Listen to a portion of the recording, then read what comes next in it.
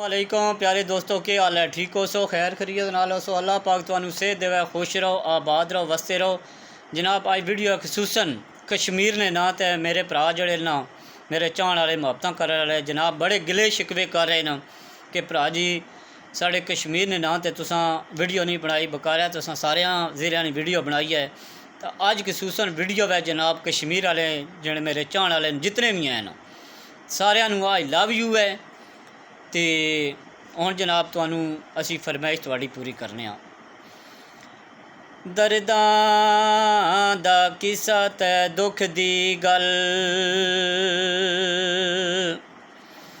दर्दां दा किस्सा ते दुख दी गल नहीं सहणे आउंदी वा दसना सारियां नू। मैं भी रोसां रोलासां अज नाले अपने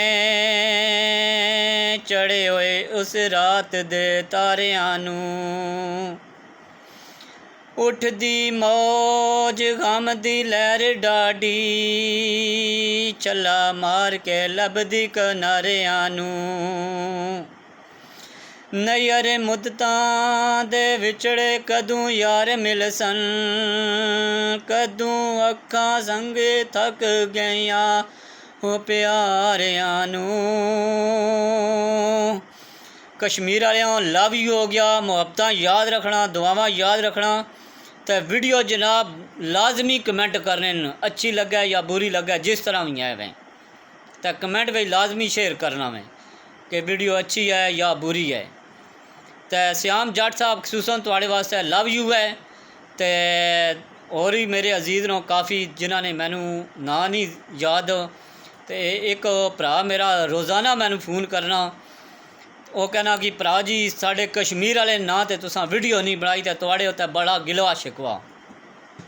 तो अज उन्होंने असां फरमाइश पूरी कर दी है। तो शाकी साहब तुहानू भी लव यू है। और भी जितने मेरे भरा हैं ना कश्मीर वाले मुहब्बतां करन वाले उन्हां वास्ते सारियां वास्ते दुआवां मेरियां। अल्लाह पाक कश्मीर नू आज़ादी ता फरमावे तो खुश रवे, आबाद रवे। मेरी भी उन्हां वास्ते दुआ है। तो मुहब्बतां love you love you love you जनाब कश्मीर वाले तुहानू लव यू है। शाकी साहब अल्लाह हाफिज़।